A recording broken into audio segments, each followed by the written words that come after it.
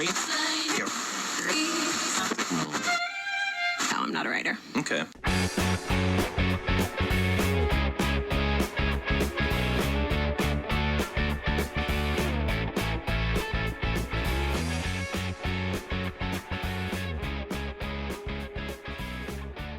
All right, so we're live, and I know it's been a long break in between the last couple episodes, but let's face it, the last two were kind of big, and everyone's back at school now, and I don't know about you, but I got a lot of stuff going on, so it's kind of hard to sync up. Not only that, but I think a lot of the changes that have happened have been long anticipated ones. There might have been a few surprises, but we'll kind of hit some of the highlights tonight. I'm sure you and I will argue over one of my favorite topics here coming up soon, but Great. Before we get to that, That's what I do this podcast for. Yeah, you and I were talking about doing kind of a new segment here on the show, which is, so we've been trying to reach out a lot lately to any of the listeners who reach out to us and take the time to provide feedback or anything like that. So I think we agreed that we want to have somebody on the show, or we'll do a segment where we basically... we'll play 2 or 3 rounds. We'll talk about whatever they want to talk about, and we'll record it, and we'll put it up with the normal shows, I think. Is that kind of what we agreed on?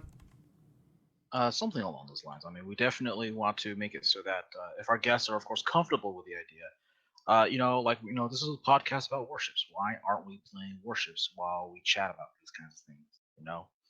And it would just be interesting to, especially, if we bring on a player who's, say, we bring him on because he's good at, DDs or, carriers, which we've done before in the past.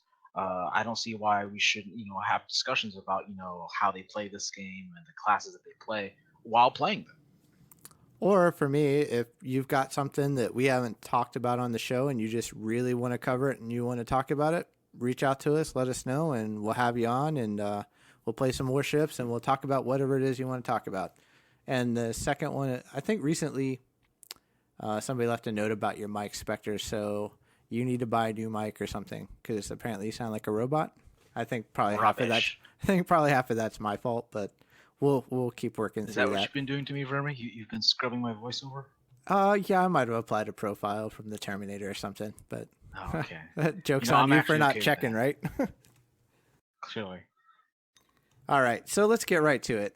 And the first thing I want to talk about is the Prince Eugen, because I've been really obnoxious about it for months now, right?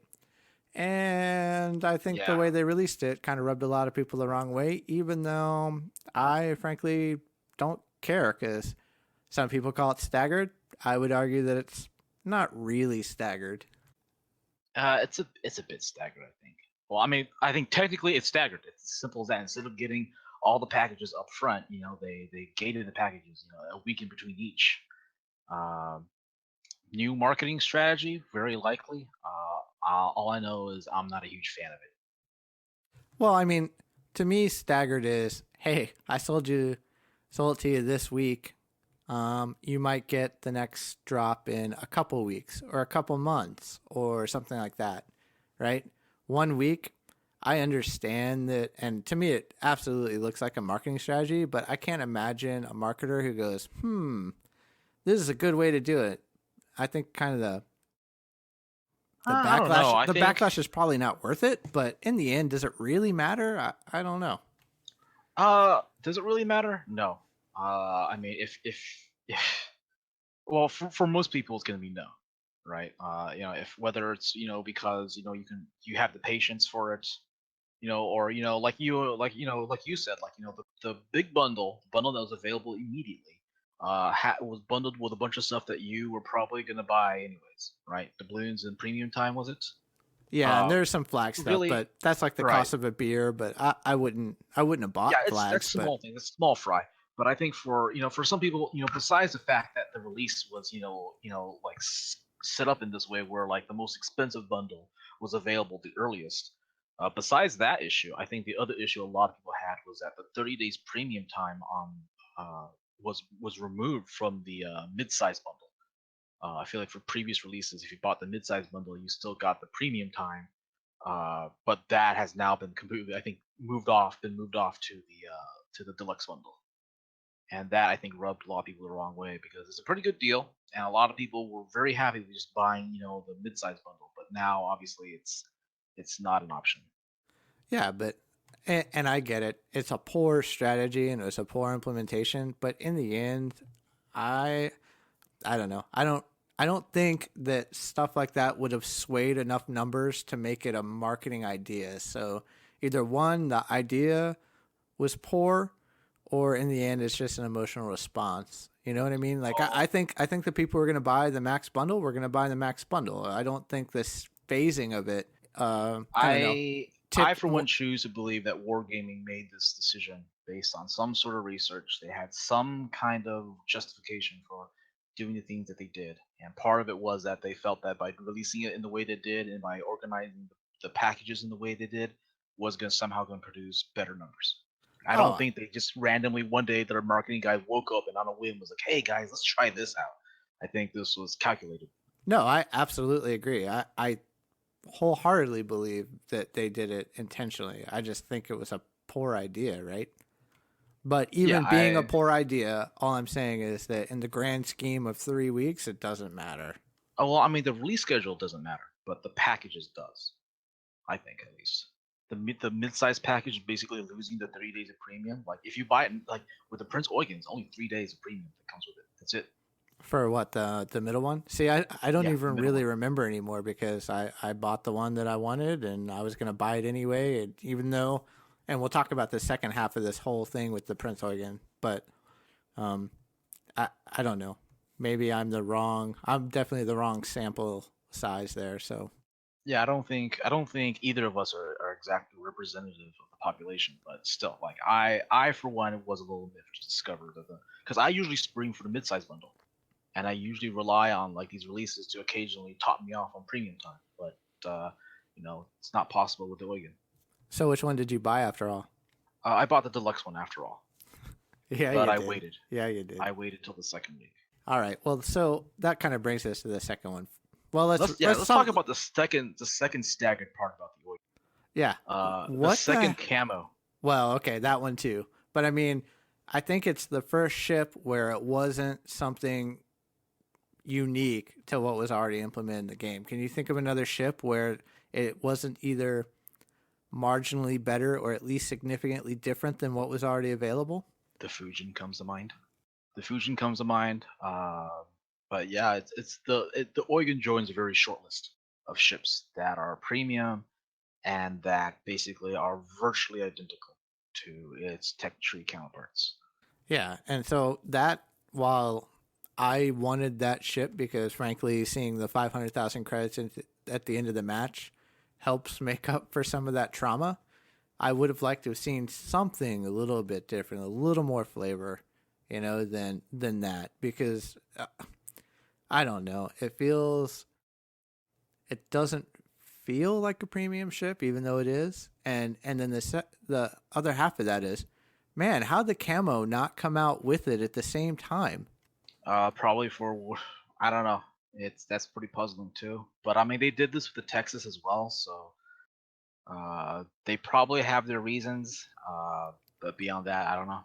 Well, remind me on the Texas, did it then combine the both stats with the post release? I haven't looked at it in a while. I'll have to go do What do that you mean? because so like on Well, this one, the question is right. The current camo gives you a 50% bonus to mhm, Commander XP, right? So when right. the 10% credit one comes out, is it going to have the 50% credit bonus on it? Are they going to be either or? Are you going to have to choose? We don't know firmly what the stats look like. But right now it does seem to suggest. So we don't know if the extra cam that you can buy will come with the additional commander experience, but the credit gain from leak sources seems to indicate it's only a 10% increase in credits gained. Uh, Whether you think that's worth paying even more doubloons for is worth it or not, like that's going to change from person to person. I, for one, however, am not going to get that. I just don't think it's right for Wargaming to charge us for a ship and then charge us again for some cam to go on the ship.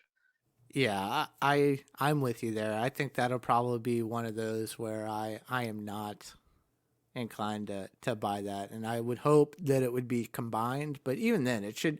it should just be given to the people who bought the ship, honestly. I agree. Like I think it should all been rolled into the base camo. Like it's as simple as that. I mean, we just touched upon it. This ship is virtually identical to the Hipper. I think the That's all best, there is to it. I think the simplest change they could have made that would have made it a little bit different was to, right now, Hydro and Defensive Fire share a slot. And so just make them not share a slot, kind of like they did with some of the radar ships, right? And then that by itself is enough to make it feel like it's something different. And I know there are a lot of people who argue like the World of Tanks model where they were either equal or marginally less good than the Tech Tree one, but that's not the precedent that was set here in ships. Sure. That I mean, we may be forced to confront the possibility that maybe Wargaming just wants to go, like a few premiums that are just like, plain Jane workhorses, right? They just give you bonuses to experience or credits, whatever, and like that's it. It's otherwise identical to his Tech Tree counterparts. But I'm in the same boat as you are. I really wish that the Oregon had came out with something unique to set it apart from the other ships. And I mean, who knows? Maybe at some point down the line, Wargaming will see fit to give it something special, like like you said, splitting Hydro and defensive AA fire. I mean, it's happened with the Otago. Maybe it'll happen again with the Oregon. Or yeah, give it the Otago treatment. Maybe it'll be around for a little while, and they'll finally go back and relook it. I don't know. I think this is them setting a new precedent, and we'll just have to see with whatever the next premium ship is that comes out. Yeah, probably gonna be one of the British cruisers, the Belfast, I think it was. Yeah, I don't But know. We'll have to see. No way to know for sure. Well, yeah, I mean the British cruisers. We've seen them show up in some talking, and then haven't seen them in a while. So I guess we'll see. We'll see what they decide to do with that. If you got any inside stuff that you've been doing on your forum trolling, Well, I mean, again, before I go into this, again, another warning: this is all leaked information. None of it's been 100% confirmed. It's still very much so a work in progress. But according to the latest stuff that's come out of the leaks or whatever, British cruisers they're losing their smoke and they're getting engine boost. I think that much has actually been confirmed by Morgan. It's something that they're testing.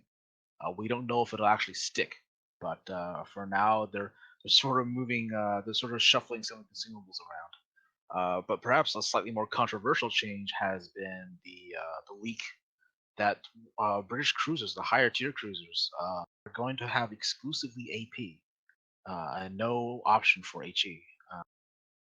Which I haven't played the cruises or whatever. I don't have any actual hands-on time with it, so I don't know how it's going to pan out. But we'll see if Wargaming decides to stick with that idea or not. Hey, a thought just came to me. Maybe we should get you what do they do? They do like one of those press access things, or Press accounts, yeah, get you one of those. I mean, come on, you're practically press, right? practically. Yeah, why not? Oh, That would be fun. It'd be fun to that get. would indeed be fun.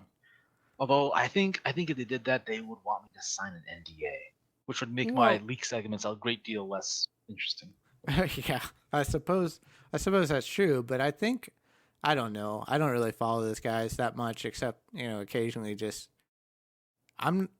I think they're allowed to talk about what they think about the ship, right? Or maybe not until a certain point, but I don't know.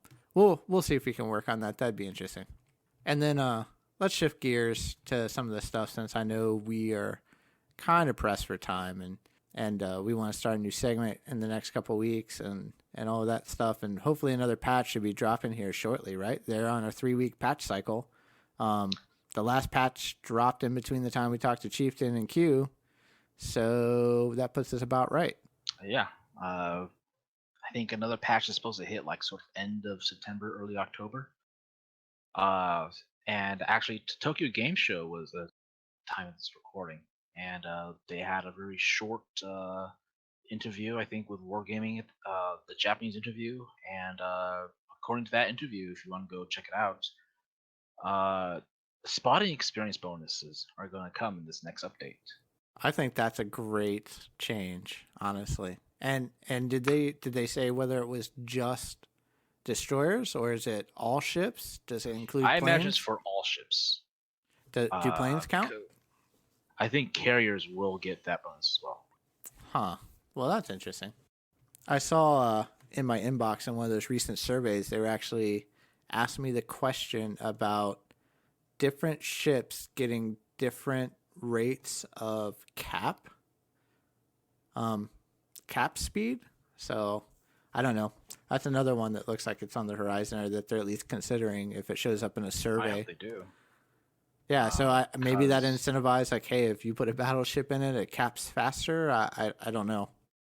maybe. I mean, I will say, like right now, like if you're a battleship and you're in contact with the enemy, like it's almost impossible for you to actually cap a point because they're just so easy to hit, and each shell like sets you back like 10 or 15 seconds worth of capping. And it's kind of frustrating because sometimes you get into those games where one reason or another there's no DDs near you, there's no one else capping.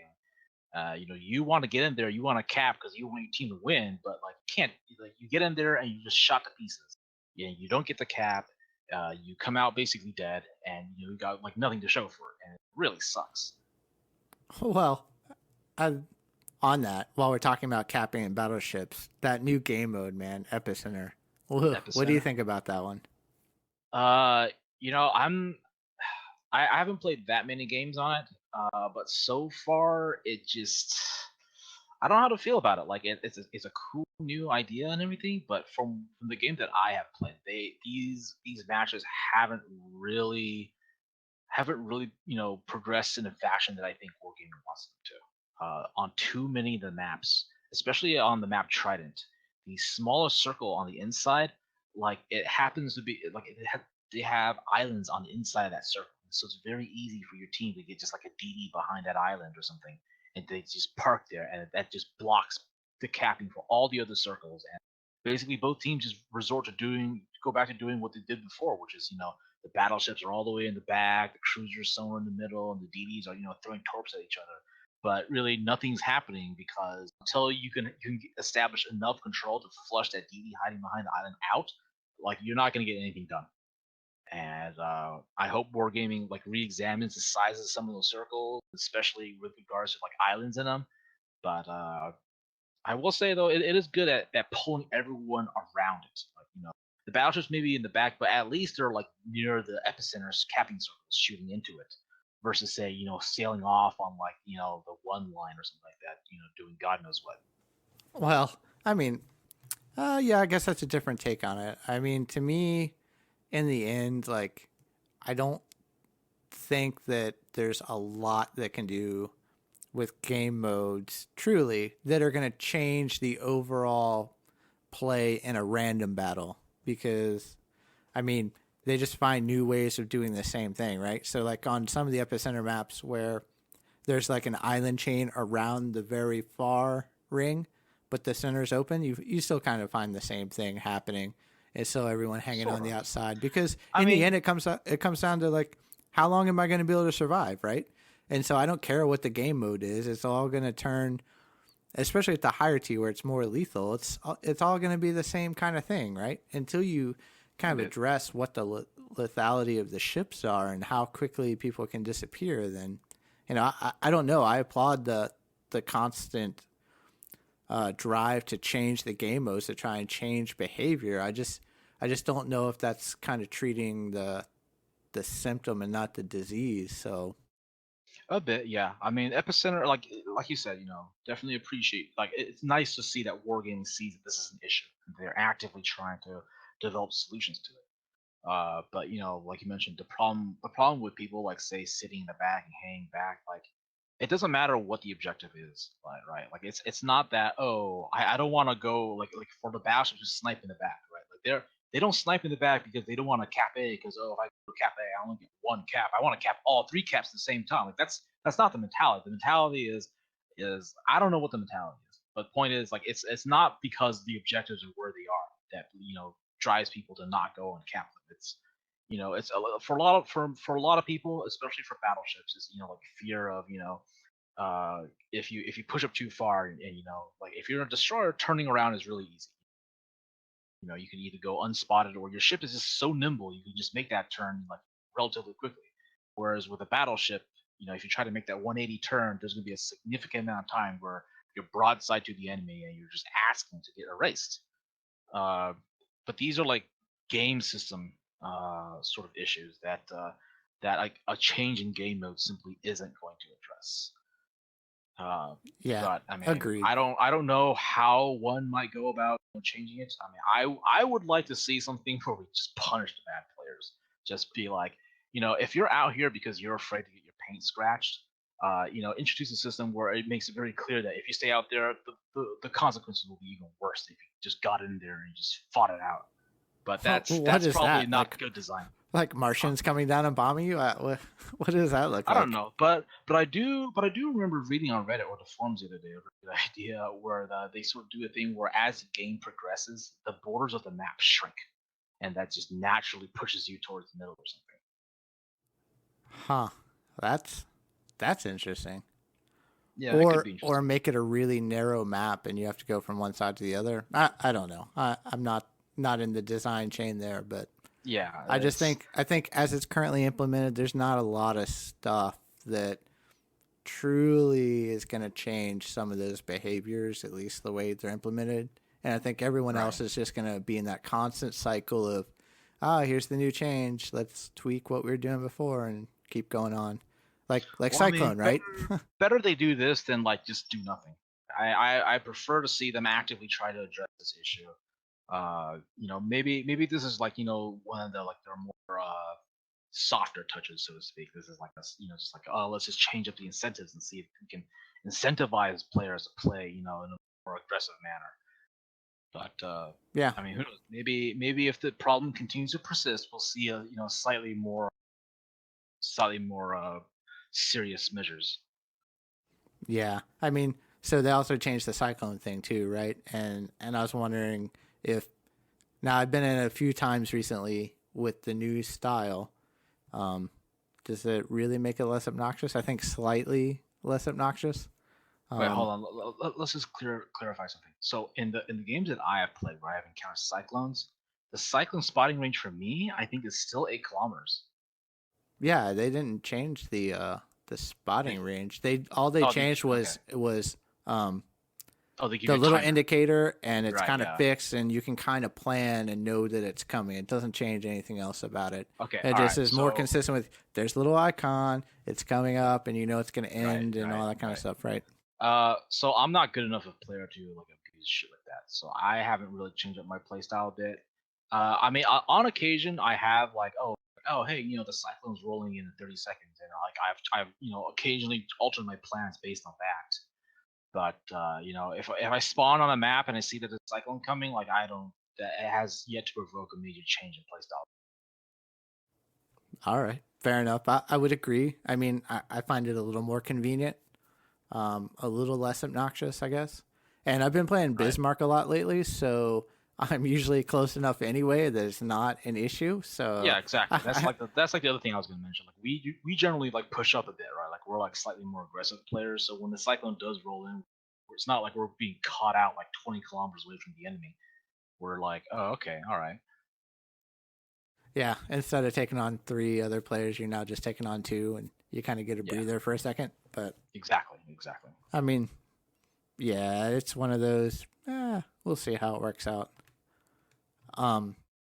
Oh yeah, another bit. When we were talking about the Tokyo Game Show, you were saying that there's only going to be one more ARP event. Not that, to be honest, I think it's interesting, Well, but it's not really high on my list of cares. all right. Well, I mean, again, you got to remember each region does its own thing. But I guess for the Asia region, the next ARP event is slated to start in October, and the quest that they give you is going to give out the ARP Takao, which I guess is like a Tago class cruiser. Um, According to the interview, the mission to obtain her will not be easy. It will be set at a level that most people will be able to finish. Will or won't? And I most think people will be able to finish. okay, not easy, but we'll be able to finish. Right. Check. I read that as just like a lot of grinding. But in also in the interview, they mentioned that this is probably the last ARP event for now. So doors Read. still open, but Yeah, read underscore ranked battle. That kind of level of effort, right? something like that. Yeah. Oh man. All right, but you said a tier 8. Well, yeah. Like I said, like it's this it's to ship to the Otago, and the Otago is tier 8, so who knows? I mean, maybe they tweak her stats so that she's like or something, but yeah, I don't know. The Well, interview doesn't go too terribly in depth, and data mine values show that the Takao is basically a copy and paste of the Otago, so we'll see. I'll call it right now, right? If they bring out an ARP um, tier 8, you remember, and somebody brought this up to me recently in a conversation, and it's a great point, is that you remember when Europe got the 16-point captain and we didn't Uh-huh. for the ARP ships? If they put in a tier 8 ARP and one server's got automatic tier like 16-point captain and others don't, oh man, it's not going to be pretty. Yeah. Well, I mean, again, this is why I pointed out that each region sort of is on their own schedule for releasing ARP content. So who knows? Maybe for NA, we'll get the 16-point captain and the Takao in like the same sort of like quest chain. But I mean, we'll see. I mean, I think for most people, they're more excited by the idea that they might get a free tier 8 ship. Yeah, I guess. I mean, that would be interesting, yeah, especially Yeah. if it comes with a heal.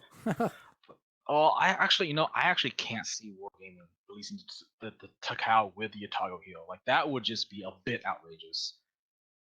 Because Any more for outrageous? people who bought the Otago, like to have to basically give out like a free clone of it is kind of I don't That's know. called diffusion, right? I mean, it's Ah, happened before.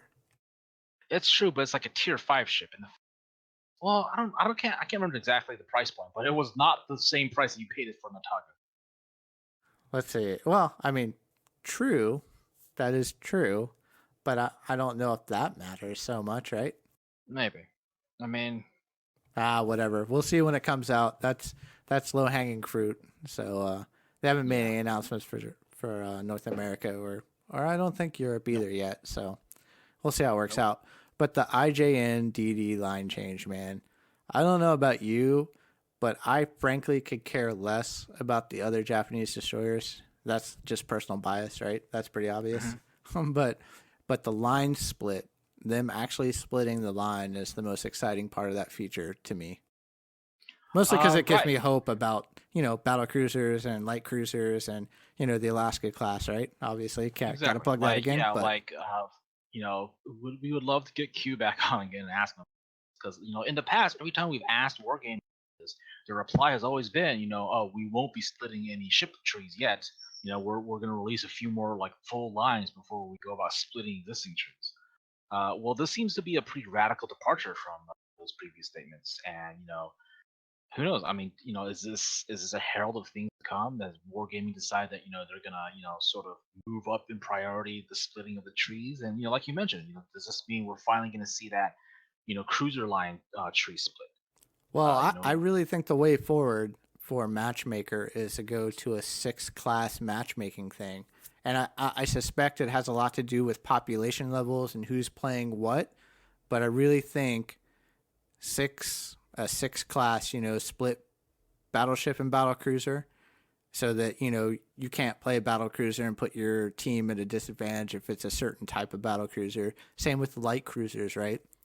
Sometimes you get a light cruiser and against the heavy cruisers, and it has potential to make it lopsided. But if you could split it that way, I think it would go a long way. And capping, say, battleships or destroyers or classes that happen to be the preponderance of the ships in the matchmaking queue at the time would also help the games feel a little more balanced. okay. I mean, yeah. I mean, like you said, I think that would be very dependent on like whether or not the population to support such a thing. At least with the existing like matchmaking restrictions, where battle the ship classes all have to roughly correlate to each other. Yeah, I think that kind of matchmaking change, like you mentioned, that's gonna arrive based on what when the population can support it. It's also gonna have to clearly wait until after all the trees get split. Especially with the existing U.S. cruiser, Japanese cruiser, and Japanese battleship lines, where there's a lot of battle cruisers in the Japanese battleship line, and the cruiser trees for both nations are riddled with both light and heavy cruisers. And until they get that all split up, I think we'll see before they get split done. Well, yeah. I mean, that's true. They've shown that they're willing to do it. They'll pull it out. I mean, it'll be really interesting to see how they treat the Fubuki, moving it down so far in the tree. Yeah, And 2 tiers. yeah, and I saw a forum comment the other day, which I hadn't thought about because it didn't affect ships that I had, but didn't wasn't there premium camo for the Fubuki? Yeah, the So Fubuki have so access to premium camo. yeah, so what happens then? All of a sudden, you bought premium camo for a tier 6. Like Right. I seriously doubt they're going to refund them I for it. Or are they going to give well, I the new think tier 8 a new premium camo for free if you had the Fubuki? How's that work? well, I mean, obviously as players, we hope that wargaming, resolves this in a way that players find satisfactory. And I think the best way to do it would be to either just straight up give a refund, or they refund us the difference in cost between a tier 8 camo and a tier 6 premium camo, and then Or you could just leave the camo attached to the tier 8 and just take it away from the or tier that, 6, yeah, right? or that. A- Although, I mean, Any I of think those options, but leave it as it is. I mean there are many ways that wargaming can handle it.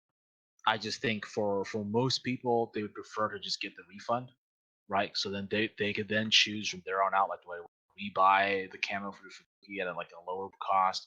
Do we want to rebuy it for the new tier 8 ship? Like, it just gives players options. But like, again, like, I don't know what Wargaming is planning, and I don't know if they'll do it the way that we want them to do it. I mean, I hope they do, but I mean, we'll see. Uh, I mean, I have a Fubuki myself, so I am also, not only am I, well, I don't have the camo, but like for me at least, there's a question of, if I have a Fubuki now, do I automatically lose my tier 8 ship and get a tier 6 ship in replacement? Because that's a loss in credits for me, right? And do I simply lose the Fubuki and Wargame just gives me the new tier 8? And which tier 8 do I get? And there's a lot of questions, and Wargaming hasn't said anything concrete with regards to the process, so just fingers crossed. Yeah, I don't know. I mean, I would imagine that you would get the ships that you already had equivalent, right? But we'll see. That's just an assumption. Right. Yeah. How do you feel about them? And I don't know why, but going to a Japanese gunboat destroyer. Uh, you know, I'm honestly not sure how that's gonna pan out. On paper, it sounds really bad because odds are, if they do, these Japanese gunboats are gonna have amazing guns, or at least their arcs would be really good. Uh, we don't know, we don't firmly know like what their turret traverse is gonna look like. So we'll have to wait and see if any of the new Japanese DDs give any existing American gunboats a run for them. Well, I mean, it's just the pendulum again, right? So now you got a tree that has the best of both worlds in theory, right? It's not proven. We haven't seen it yet. All But right. in theory, it could have the best of both worlds and be more comfortable to play than some of the U.S. tree again. I mean, there's always going to be the Maybe. Fletcher players here, and it's an amazing ship, and I love it, and I would put it against anything, right?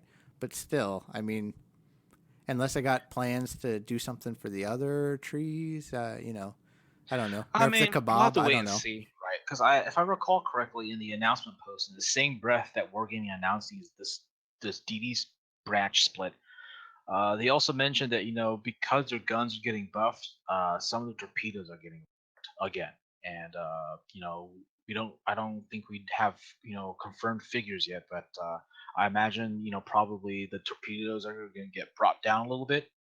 Uh, so who knows? We'll have to see. Not to mention, I think for some of the destroyers, they only have a single quad launcher, so maybe that's what they traded. Like, their torpedoes are still pack a pretty big punch, but you only get one launcher. Which is going to be a pretty big change. Yeah, like I said, we'll see. It's Yeah. interesting. I'm glad they're doing it. I don't care about the Japanese destroyers in the least, but I Well, know a I lot for of one am people going to give do, it and a try. yeah, I would imagine you give them a try. If it turns out that there's a good gunboat DD in there that's kind of a good mix, I'm sure we will for competitive play, or you'll see it in ranked battles coming up, right? My guess is they'll be Maybe. out by then. Maybe, I mean, it depends maybe on how not. good they are. It depends on how good they are. It's because with what they made the post, I think, just yesterday on the American portal. But they also upload some of the videos showing off the new ships, and some of the new DDs have really low top speeds. I think like one of them is only goes like 33 knots, whatever. Another one only reaches at like 35 or something. I mean, it's still pretty zippy, but compared to the existing torpedo boats, like they're slow. The Right. 33 knots one gets outrun by an Otago for God. So we'll see. Get run down by an Iowa in a Yeah, destroyer. Wouldn't that be exactly. amazing? That'd be great. That'd That be justice incarnate. if somebody does that, make sure you take a video of it and send it to us because it'd be amazing. Yes, But please. yeah. So have you gotten a chance? And this is the one I'm really curious about. Now that the first weekend of Supremacy Leagues kind of kicked off, and it's kind of too soon to see what the impact is, but the fighter ammo change to carriers. Have you gotten a chance to play with it yet? Not in a competitive setting, but I did play my US carriers a little bit when that change first hit. It's a pretty huge improvement to quality of life and just performance of the fighters in general. So I'm does pretty happy with it. I mean, does it make it more viable for you now? Does it Uh, make it more I comfortable to s- play? I uh, don't. well, so in absolute sense, yes, it does improve because I think U.S. fighters go from basically being able to strafe twice and have like a little bit of ammo left over to basically almost getting 3 full strafes per reload. That's pretty huge. That's a lot of strafes for for the opposing carrier to have to dodge. So I mean, yeah, this absolutely does aid U.S. carriers in making sure that their fleets are protected from aerial attack. Unfortunately, this absolutely does nothing to address the the air superior carrier's ability to deal damage out. Yeah, and so for Which me, is this seems like a test case, right? Because I mean, he said, and they've said in other places too, that they're looking to rework carrier play in general, right? So to me, while I like it, you I as a don't, carrier player like are you more said, I confident don't about think it leaving them out addresses a any of little the bit main longer stuff, rather but than like, oh, I'm at like it seems like ammo a or whatever. test I don't case, have a full right? strafe. I Let's should just try bring them little back and tweaks, see how reload they them. work, and Well, then now if you have work a it into whatever redesign they're working on. Right. Well, I think this change was really meant to be also paired up with the spotting experience change as well, because if your fighters have more ammo, they're able to effectively fight off aerial attacks. Uh, you know, it used to be before, if you had like your fighter ammo left, you'd be like, well, I can't do anything with this fighter squadron anymore. I might as well pull them back. But now that you have more ammo, a third of your ammo is still enough now for like a real strafe. So you are more confident about leaving them out there, spotting enemy DDs and other ships than you were before. So maybe that will help balance out the experience gain. But it looks like as far as rebounds and carriers, wargaming is looking at metrics other than damage dealt, buffing U.S. carriers. Well, So we'll have to wait and see. yeah, I mean, I've seen it a few times now where it'll last 2 full cycles of Japanese planes. So I think Exactly. that's a Yeah, start. So it's a huge start. yeah, I think we'll see. I know at least we're running some Lexington action here and not just Strike. And I got really bitter about Strike Lexingtons the other day, but we'll leave that to another time. Yeah, So, you're just a bitter man, Remy. I know. Seeing two, well, see, you got me started, right? 2 Strike Lexingtons on the same team. I mean, not on the same team in the same match. Like it just, oh man, issues. Anyway, moving on. I mean, I don't know about that. Like, yeah, whatever. Well, let's not delve into this topic tonight. Yeah, we'll let that one go. The other one was what was it? The other big one is the armor viewer, and so I see a lot of stuff with the armor viewer that, again, awesome. Love looking at it, but it kind of leads people to start misinterpreting what it means or how to do it or how to game it, and then you get into the whole math like debate all the time. Well, I don't know. What's your take on the armor viewer? I like it, but as far as like, hey, this is what I'm gonna do, I don't think it shows you what to do any more than most of us previously knew anyway. I think it's great. I am very happy that Wargaming has finally gotten this feature into our just so many questions about where to shoot, what to shoot, in players' minds are going to have been answered by this armor view.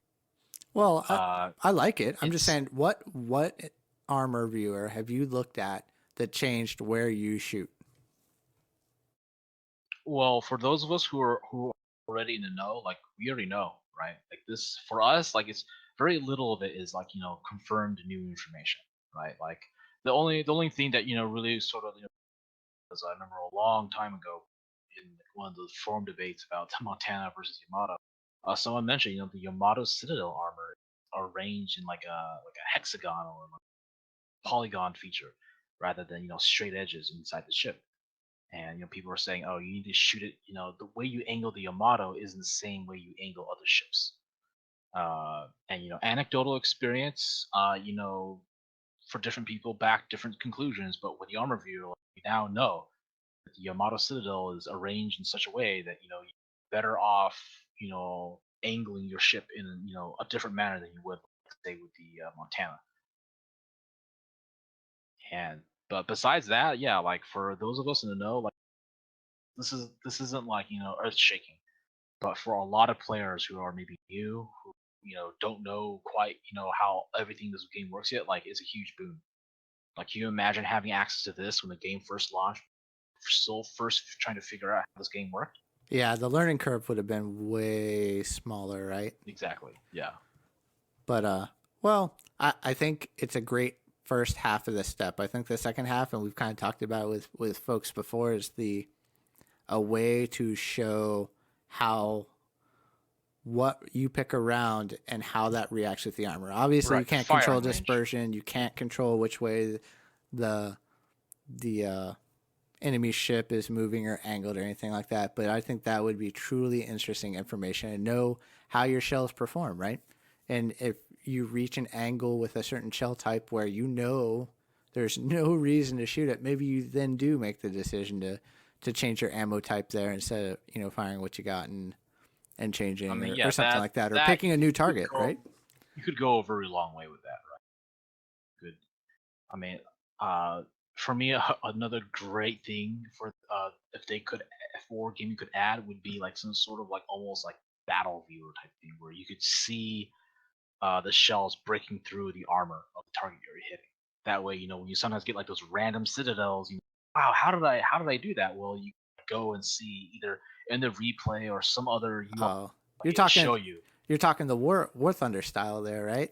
When you see it shows you I a haven't replay of the played War Thunder, but if oh it sounds like that's what it is. But yeah, like a replay function almost for like your shots and for shots that you receive. yeah Sometimes you're sailing around and all of a sudden you get penned through like the bow or through the aft. It's like, how did that happen? It'd be a great way, for us to see, oh, the shell, I'll say punch through my deck armor, punch through, my top, Citadel deck armor and Citadel me. And it's like, oh, okay, yeah. well that explains everything. That would Simple. be an amazing feature, actually, and Yeah. then what really happened instead of trying to guess.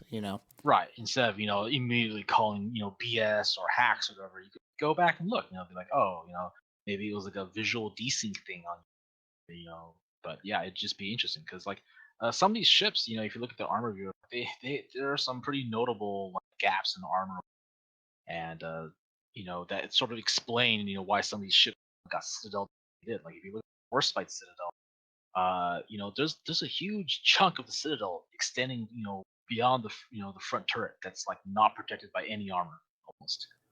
Yeah, And so if you've that ever one's wondered insane, why your man. Warspite, yeah, ate like a odd angle, that's the explanation for you right there. Uh, yeah, and if you look in the back too, like directly, aft the ship, like there's this gap in armor, in Citadel armor, beneath the fourth turret. I don't know if this is like an armor viewer issue or something else, but like it's there it is. I mean, I guess like the turret bar bit is like completely exposed. Like that's the only armor protecting it. That's crazy. I'll have to go look at that one. And you pointed out to me the other day the glowworm riding on the hipper turret, which I should have seen, but it just goes to show you that's pretty cool too. I have to Yeah, check. it's I really have to check that interesting out. little detail. Yeah. Yeah. So Uh, I mean, other than that, there's some other small, minor changes and stuff that have kind of come out and are on the horizon and stuff like that. But until we get the next major patch drop, which I think almost everyone, despite new ships and all that kind of stuff, is really we're waiting to see if some sort of clan, something, anything that starts the process shows up. yeah, definitely. whether it's the very first tags or it's a clan chat or whatever it's going to be. I think we're all just kind of waiting on that. And so, Agreed. Yeah, the sooner wargaming gets set out to us, and I think when it hits, it'll be pretty good. The question is, will it be enough to satisfy us? well, I 'Cause, mean, you've noticed, right? North America server has kind of reached its peak right now. It's been I've seen over 15,000 people on the server. So, and if you look at the yeah, little graphic on the page, right? The what did they call it? I can't remember. It shows kind of the peak population account. So like we're kind of in the zone of the peak right now. yeah, definitely. But I mean, very clearly, this game is very much so still, and the more stuff they get out to us, the better. Yeah, I applaud the quick patch cycles. I just think it'll take them some time and experience to decide what to drop when, right? So we'll see. Maybe. I like it. I like all the new changes for the most part.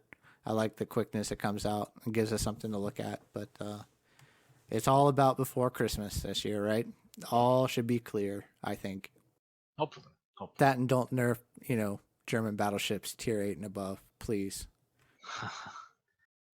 For some reason, people seem to be very. You're either part of the camp who thinks that they need to be nerfed, or you think they need to just not Get touched at all.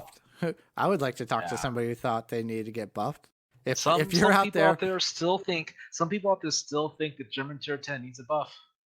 I mean, I don't have it yet, so I have no say in the matter. But so far, at least in my experience, the ships perform just fine. yeah, I don't think the tier 10 needs a buff at all. But if you're in the camp that thinks like the Bismarck needs help, by all means reach out to us and let us know, and we'd love to talk to you about it because I haven't met Once we're anybody done in that laughing camp at you yet. guys. Well, I don't know about that. Maybe there's some valid stuff in there, but hey, maybe that could be our first show where we go out and play some. If you think the Bismarck needs help, Yeah. bring it on out. We'll play some Bismarcks and we'll see how it works out. Alrighty. All right. So I know it's been a short week. It's been a lot of stuff going on. We took a lot of time between the last two big shows, but in case you guys missed it, Wargaming put a team into the Supremacy League. So if you want to see the Chieftain and Q put their money where their mouth is playing ships, you should go check them out and follow them a little bit. I heard they won their first matches pretty handily this weekend. So we'll see Hats how off to them. yeah, we'll see how that works out. Although I think they're always going to be subject to the hey, stop using your hacks and your Halloween ships and all that kind of stuff. But we'll see how it works out. Yeah. We'll have to wait and see. All right, man. We'll catch you next week. This time, I swear, we'll be out next week. So I'll catch you then, man. All right. See ya.